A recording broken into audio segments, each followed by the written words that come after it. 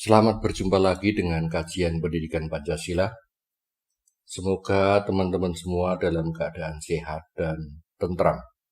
Mengingatkan kembali bagi teman-teman yang belum subscribe untuk segera subscribe dengan klik screen kanan bawah, like, dan berikan komen setelah video ini berakhir.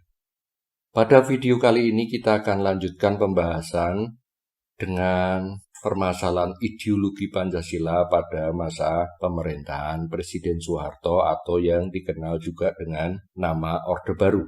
Berkebalikan dengan kebijakan presiden sebelumnya, Presiden Soeharto memilih bersahabat dengan negara-negara kapitalis dan melawan sosialisme atau komunisme. Keputusan itu disambut antusias berbagai negara kapitalis.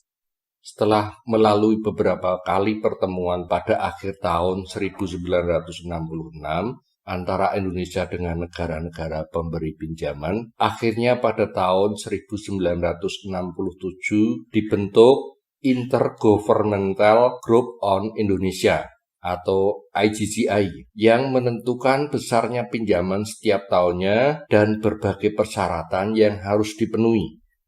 Presiden Soeharto bahkan tertarik untuk mengubah Indonesia menjadi negara industri seperti negara-negara kapitalis sahabatnya. Ketertarikan itu diwujudkan dalam bentuk program pembangunan. Dari sudut pandang ini, pembangunan merupakan upaya yang disengaja dan direncanakan untuk mengubah Indonesia menjadi negara industri seperti Barat. Apabila dilihat dengan menggunakan kacamata ideologi Pancasila, tujuan yang hendak dicapai oleh Orde Baru bukan adil makmur, tetapi makmur adil. Alasan yang mengemuka pada masa itu adalah apa yang mau dibagi secara adil kalau barangnya tidak kita miliki. Pembangunan dalam konteks ini dipahami sebagai tahap untuk membuat roti yang nantinya akan dibagi secara adil. Agar dapat berjalan dengan baik, Orde Baru mencanangkan trilogi pembangunan. Tri artinya 3, logi atau logos artinya jalan. 3 jalan yang ditempuh adalah stabilitas keamanan yang dinamis, pertumbuhan ekonomi yang tinggi, dan pemerataan pembangunan serta hasil-hasilnya. Dari ketiga jalan yang dicanangkan, 2 yang pertama dapat dikatakan sukses, yaitu stabilitas keamanan dan pertumbuhan ekonomi tinggi. Akan tetapi jalan ketiga yaitu pemerataan sulit untuk tidak mengatakan gagal diwujudkan.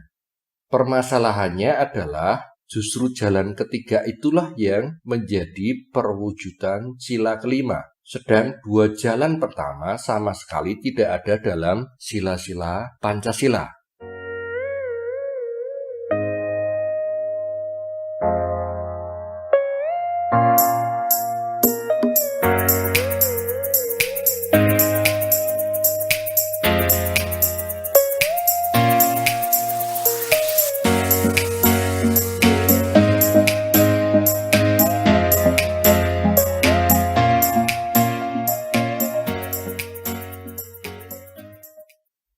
Dinamika lain yang menarik terjadi pada posisi Pancasila. Pada sidang BPUPKI, Pancasila disepakati menjadi dasar atau fondasi negara Indonesia merdeka. Oleh Orde Baru, posisi Pancasila digeser menjadi landasan moral bagi masyarakat dalam berperilaku dan dijadikan mata pelajaran sejak diberlakukannya kurikulum 1975. Pada tahun-tahun berikutnya, pendidikan moral Pancasila diperluas lagi menjadi penataran P4 atau Pedoman Penghayatan dan Pengamalan Pancasila. Bahkan dari Laboratorium Pancasila IKIP Malang muncul formulasi pedoman perilaku yang dikenal sebagai butir-butir Pancasila.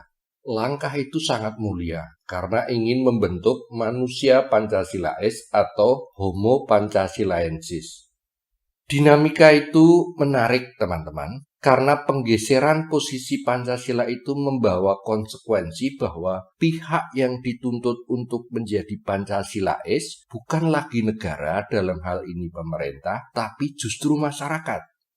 Marilah kita dengarkan penjelasan Presiden Soeharto yang dengan sangat halus menggeser Pancasila dari ideologi negara menjadi norma sosial. Keinginan daripada Orde Baru itu adalah untuk melaksanakan pemurnian Pancasila dan Undang-Undang Dasar 45. Ini tekad kita. Ini semuanya menerima atau tidak? Menerima. Oke, kita pegang teguh. Lalu itu semua menerima. Semua ingin melaksanakan pemurnian Pancasila dan Undang-Undang Dasar 45. Oke. Yang kedua sekarang Pancasila. Yang kita laksanakan pemurniannya. Pancasila sebagai dasar negara yang tercantum di dalam Undang-Undang Dasar 45. Ini dengan sendirinya harus kita terima sebagai ideologi bangsa kita juga.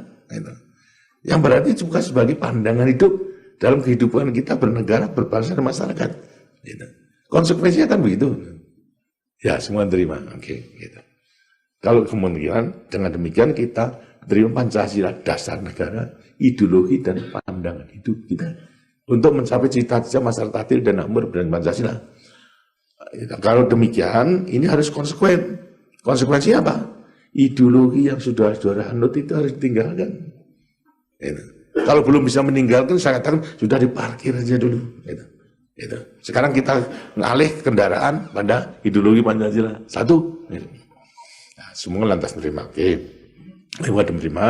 Nah, sekarang dengan dasar daripada Pancasila itu kita dan juga menjadi pandangan hidup sesuai dengan Pancasila, tentu kita harus menelaah sekarang cita-cita kita untuk mencapai masyarakat adil dan makmur berdasarkan Pancasila, berarti cita-cita kehidupan daripada manusia yang percaya kepada Tuhan. Mana kehidupan kita itu di mana? Atas dasar daripada fakta. Kalau saya mengatakan bahasanya ilmu kasunyatan, kenyataannya itu gimana? Kehidupan kita. Saya mengatakan kita semuanya toh bisa membenarkan dan tidak akan membohongi kalau kita itu pertama hidup di alam purwa, ada di kandungan itu kan sama 9 bulan 10 hari. Kemudian yang kedua di alam madya, di dunia ini hanya sebentar, akhirnya akan meninggalkan, kita akan di akhir nanti kan itu kehidupan kita. Dan berarti cita-cita hidup kita itu dengan sendirinya harus memperoleh kesejahteraan di dunia juga kebahagiaan di akhirat nanti. Sedangkan di akhirat apa? Bekal kita itu apa? Bekal kita kan amal. Kedudukan tidak bisa kita bawa. Harta benda tidak bisa bawa. Istri yang cantik tidak bisa kita bawa. Begitu pula daripada laki yang cantik juga tidak bisa dibawa. Dasarnya amal. Amal berarti dalam rangka kita memenuhi kehidupan di dunia itu. Lah kehidupan di dunia di sampingnya dunia sama akhirat apa? Kebutuhan manusia di dunia ialah kebutuhan lahir dan batin, spiritual dan material. Kan itu sebetulnya.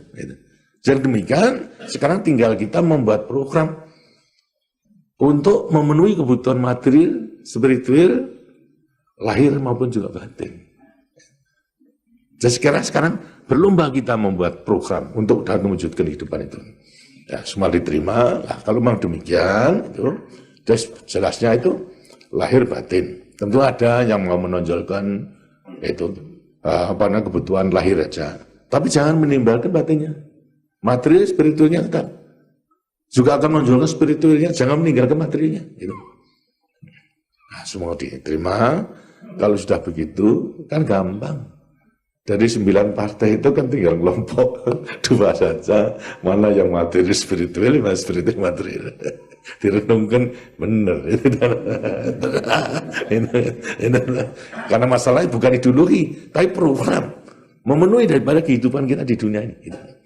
Kemudian sekarang siapa yang akan spiritual material? Tentunya partai agama itu yang akan menonjolkan spiritual, tapi jangan meninggalkan material itu. Tanya kita lihat bahasanya partai agama adalah partai Islam, yang macam-macam tadi itu. Ada NU, lantas Parti, lantas PSI dan sebagainya, itu ngelompok dalam spiritual material. Nah sekarang yang kemudian nasionalis dalam material spiritual. Saya tanyakan sekarang, dari Katolik sama Kristen mau masuk mana? Kalau mau masuk spiritual ya bersama-sama dengan yang Islam. Wah enggak, enggak satu-satunya tempatnya hanya materi spiritual dengan nasionalis. Ya sudah di situ aja. Oke. Aduh, nanti kan 9 partai kemudian menjadi kelompok. Sudah menerima, kemudian lantas sekarang mereka tanya, Golkar di mana? Nah, saya katakan Golkar itu tidak mengutamakan mana aja, tapi keseimbangan daripada spiritual material ini. Gitu.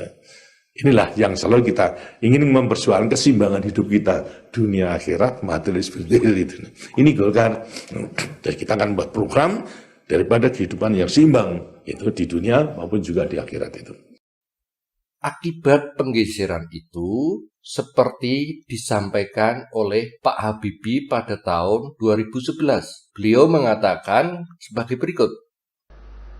Harus diakui, di masa lalu memang terjadi mistifikasi dan ideologisasi Pancasila sebagai secara sistematis, terstruktur dan masif yang tidak jarang kemudian menjadi senjata ideologis untuk mengelompokkan mereka yang tak sepaham dengan pemerintah sebagai tidak Pancasilais atau anti Pancasila. Pancasila diposisikan sebagai alat penguasa melalui monopoli pemaksaan dan penafsiran Pancasila yang digunakan untuk kepentingan melanggengkan kekuasaan. Nah teman-teman, dari pidato Pak Habibie itu dapat diambil pemahaman bahwa pemerintah justru menilai perilaku masyarakat dengan menggunakan Pancasila sebagai kriteria.